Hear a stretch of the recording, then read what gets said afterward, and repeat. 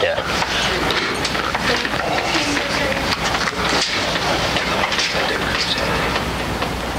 Are we good to go? Good to go. Okay. So the topic we chose, as you can see, is Asperger's syndrome. We chose it because last time we had Rett syndrome, and it's like the polar opposite of it. And so we'd be somewhat familiar with Asperger's syndrome in the sense that it's a subtopic of autism.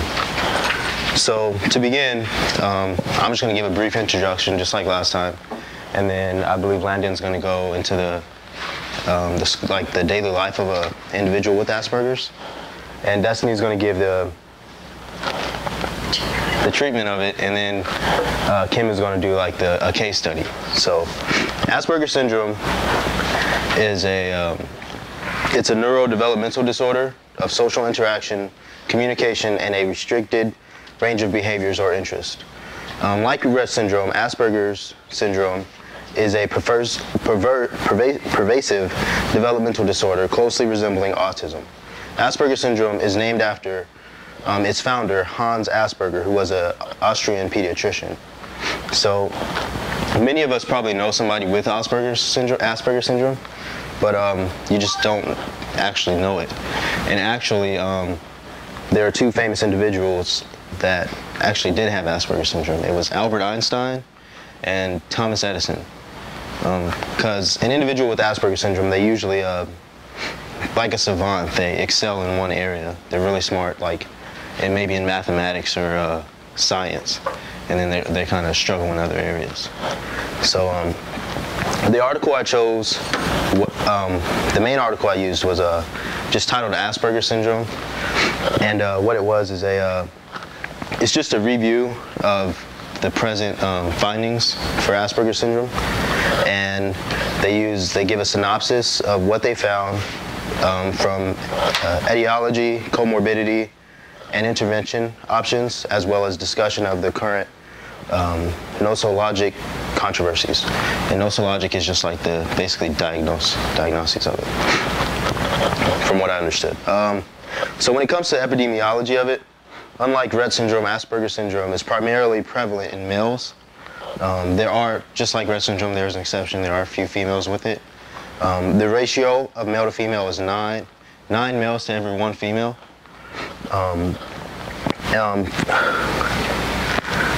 To every 1 female. Some researchers believe this is due to the fact that the mutation is on the X chromosome, and it holds the key to autism.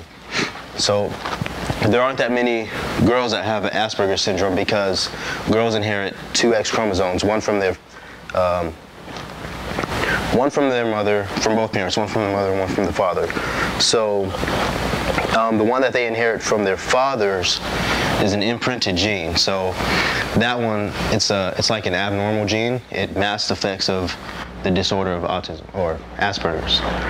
So, and it is genetic. It's very likely that if a father was to have Asperger's syndrome, then his son would most likely have Asperger's as well. They aren't sure of the genetic patterns that this disorder runs in, besides the fact that it's genetic. And like I said, the article just goes into detail about the clinical characteristics, the diagnoses, and everything like that. And that's basically the background. What they found was that autism has 3 main areas: the theory of the mind, executive function, and central coherence. The theory of the mind is the ability to attribute mental states like beliefs, intents, desires, pretending, knowledge, and etc. to oneself and to others, and to understand that others have beliefs and desires and intentions that are different from one's own. So it's probably hard for them to understand my perspective of something. They can only see one perspective, and that would be their own. The executive function is basically cognitive processes that regulate, control, and manage other cognitive processing, such as planning, working memory, attention, problem solving, verbal reasoning, inhibition, mental flexibility, task switching, and initiation and monitoring of actions. The executive system is a theorized cognitive system in psychology that controls and manages other cognitive processing. processes. The central coherence, that area is the ability to understand context or see the big picture. So individuals with Asperger's syndrome only see parts of, a picture.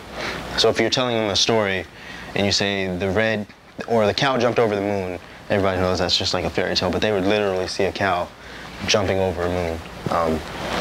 They're very literal. Since Asperger's is a subset of autism, there is a correlation with these three areas and the individuals with this disorder. Some have difficulties passing the theories of the mind task, executive dysfunction, and the tendency to interpret visual stimuli parts rather than wholes.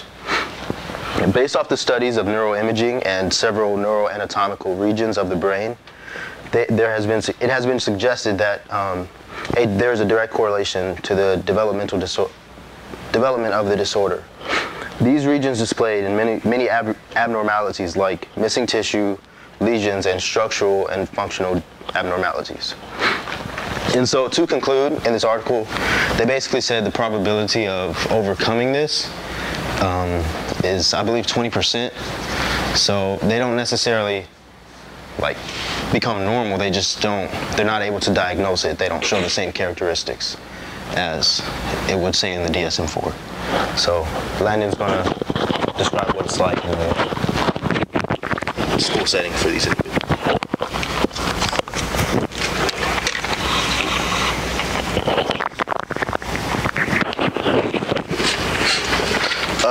Does anyone know anyone who has this disease?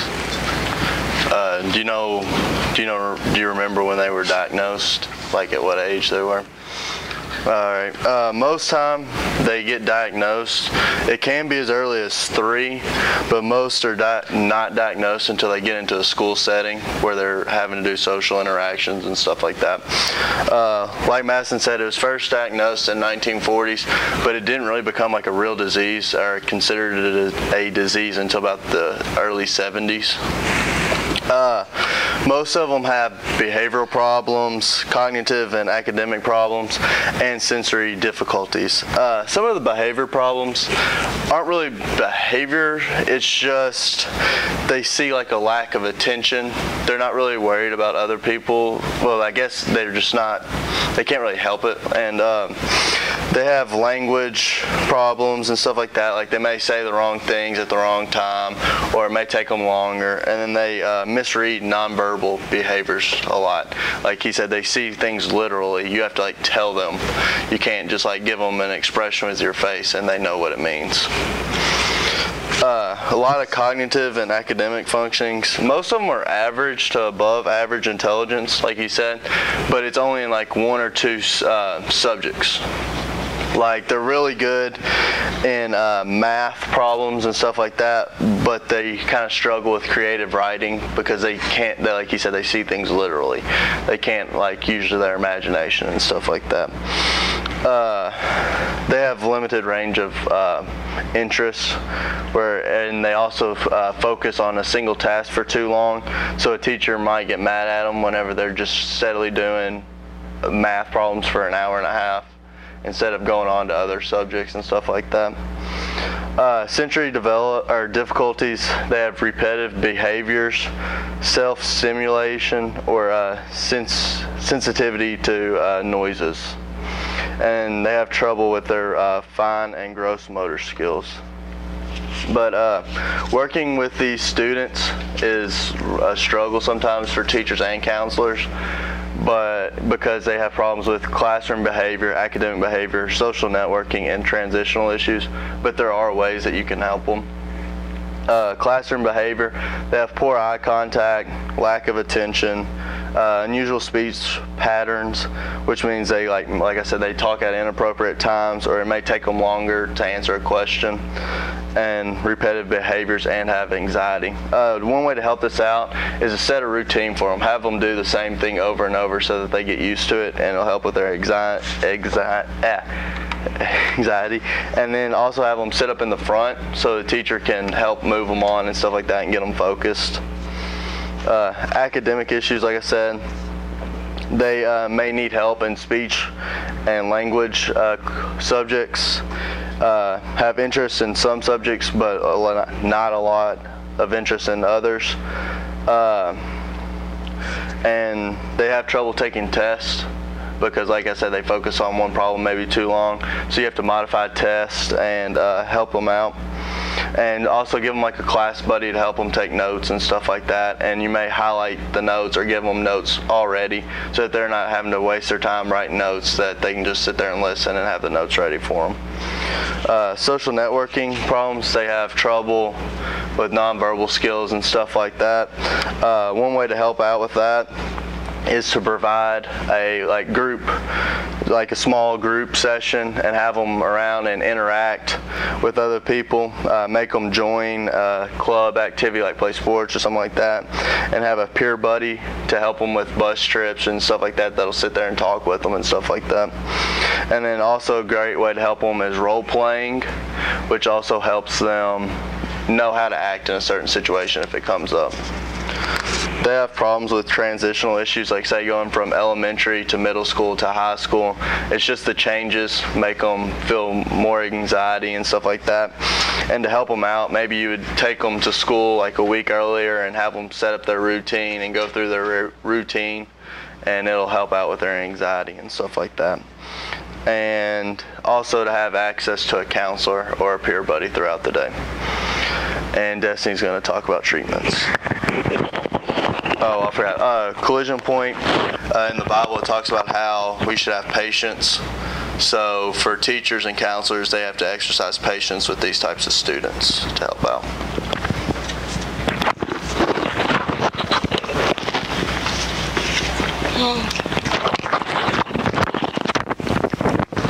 Like every treatment. The article that I did was mainly focused on medication, didn't really have any of the other treatments. So basically there's other ways to treat it, it's just the one I did was medication. And there's some basic principles that have to be done before they can treat with medication. Like they have to know a lot about the patient, a lot about his or her home life and everything that's going on. And there has to be a solid diagnosis, like you can't just medicate them based off of one little, they may have Asperger's. The use of medication should be used with other treatments, kind of like therapy or some type of other, like a solid schedule or something. They have to have the patient and the guardian very involved in all of the treatments. And for the first several weeks, the patient has to be seen once a week till the medication can be verified as being stable. And if the medication doesn't work after 4 weeks, then it has to be evaluated. Basically, they have to know whether the medication is going to be a good idea or a bad idea for the patient. This is completely random, but I have a cousin that has Asperger's, and he actually came down and visited, so I was glad that we did the presentation afterwards, because he's 7, and he was, I think, 3 or 4 when they diagnosed him, and then shortly after that, they actually diagnosed my uncle with it as well, and that was his dad. We had a lot of problems with him when he was little, and he has abnormal strength, and he's very focused on whatever he's doing, and he loves video games to the max, and it was very difficult, but he came and visited, and I don't think they actually have him on medication at all. He does a lot of therapy, and he's done therapy since they diagnosed him, and so to me the article was kind of boring, because I just think there's a lot more to it than just medicating them, because it's a lot more stuff you can do with them. And my favorite thing that we did with him was putting him on a schedule, because I think that was the best thing that we could have done for him. Which kind of goes along with the collision point that I'd found, which was Galatians 5:22 through 23, which is one of the ones about patience.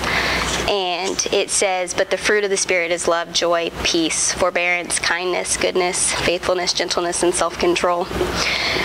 And I mean, I think that's one of the best ways to kind of help with treatment, is to be able to look at them as human beings and be able to have patience with them and know that they need special help, but that they they do function. I mean, my uncle, he was 25 before they had ever figured it out, and he had gotten valedictorian and all sorts of stuff, and has a family, and never really affected him except for socially. He was kind of awkward, and but my cousin got thrown out of school for being autistic, having Asperger's. So it's basically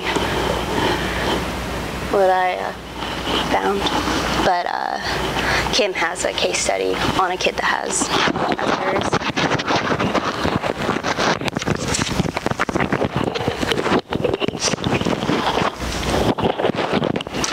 I did a case study over a little boy. He's 8 years old, and his name is Lucas. A therapist heard about him and the syndrome he had, and he went to visit him at school one day.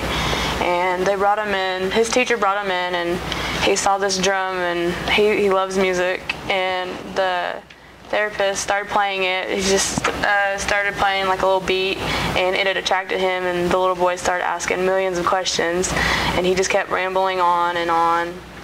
And like the teacher told the therapist that he was really aggressive towards other children, but he interacted with adults very well. And the little boy asked if he could play with the drum, and the therapist was like, well, you have to do something for me. And the little boy, his focus was on the drum. That's all he wanted to do was play with the drum. And then like the therapist let him play with it, and he was just asking him questions, and he didn't answer him because he was too focused playing that drum. And then like 4 weeks later, the therapist went back, and the little boy was acting weird, and the teacher informed the therapist that 2 weeks into his session that his father moved out, and it transformed his emotions. He would go to school angry all the time, and the therapist happened to had a little recording for them, and the little boy would listen to the recording like 3 times a week, and it would calm him down, and he would be all right throughout the day, and it would keep him calm and everything. And then hang on.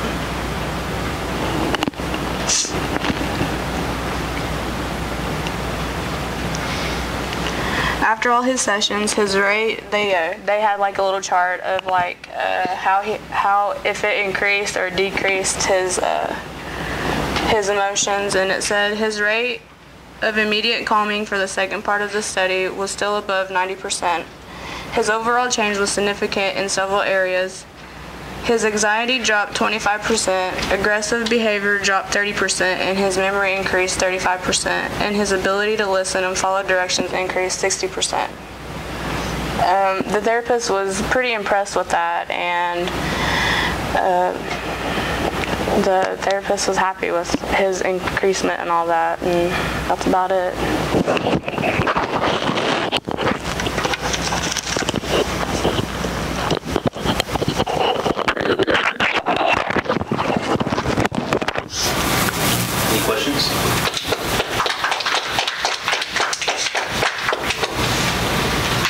Questions?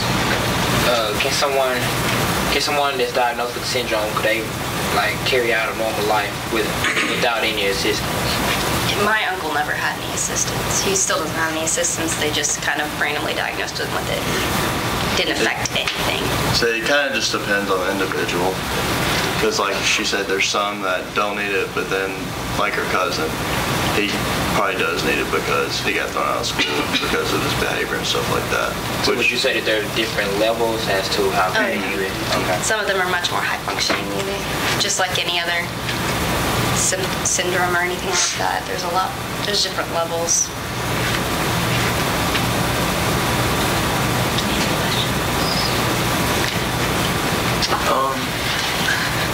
For someone diagnosed with this symptom, is the lifespan changed or is it the same?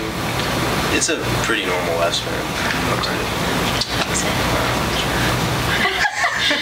What are some signs to look for, like in a child? Eye contact. I was actually reading an article in the library today that you can actually start looking whenever they're infants, as to just most of them won't until after they're like 3. But eye contact, which is how we found out my cousin had it, because he couldn't look anyone in the eye, so they went and got him tested, and that's what it ended up being. They like in infants, they scream louder than other children. They have a high-pitched, much higher-pitched scream. It doesn't mean that all children that have it will show signs in infancy, but they're extremely sensitive. Like their senses, like if your tone of voice changes, they might think you're screaming at them. They might say like, "Stop screaming at me" or something like that.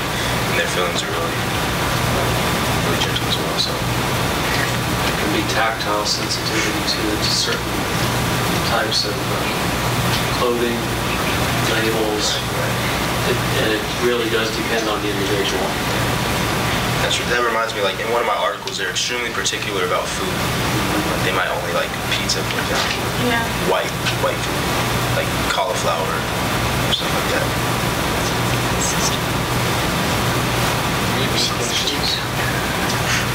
How common is it in the United States? I'm not sure how common it is in the United States, but it's like 28 out of every 10,000. Yeah. So. I know you guys said that like somebody that has Asperger's only picks like one thing that they like and they just like focus on that one thing. What determines that one thing? Like what makes them like that one thing? Usually just depends on the individual. Because everybody has a different personality, so they're all going to be different. It's just their brain's functioning. Sometimes I think it's what you like. It's what they focus on. And once they, like you said, they have a lack of defocusing. So if you focus on something long enough, that becomes your thing. I knew somebody that was into trains and elevators, and I mean everywhere the family went, they had to go try the elevator out.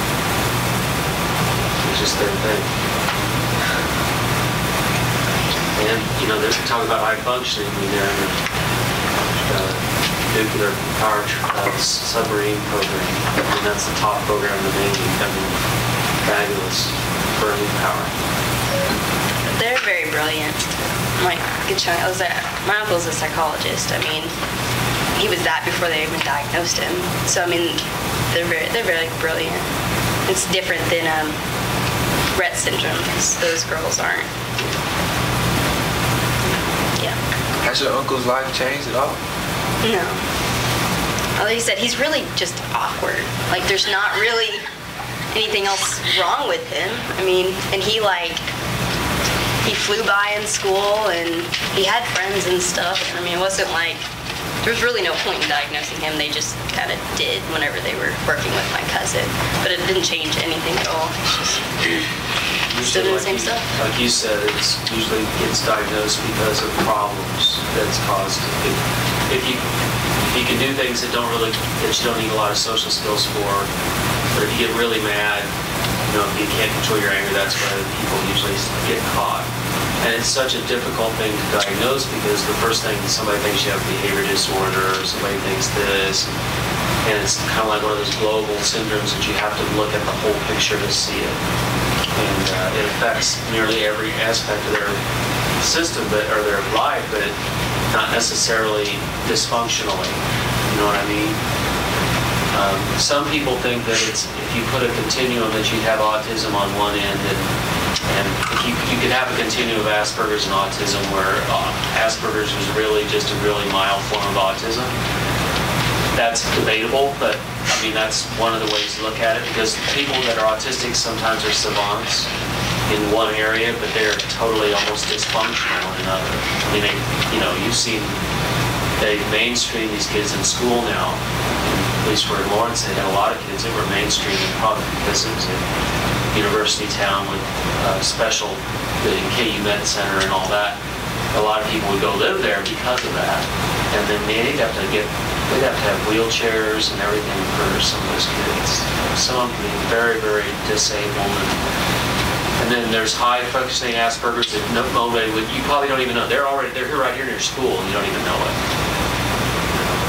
They'll go diagnosing everybody, but they're here. And we all, it's kind of like this personality disorder. We all have a little bit of it, you know, but probably not to the level that it would be a problem. Did your uncle recognize, like, any of the symptoms that he had, or like of Asperger's? He is very focused on my cousin and getting, like, he never really thought about it. He was just, he's a very lazy guy, so he didn't really, I mean, he didn't interact with a whole lot of people, so it didn't really affect anything he did, and all of his friends were pretty much the same. But he spent a lot of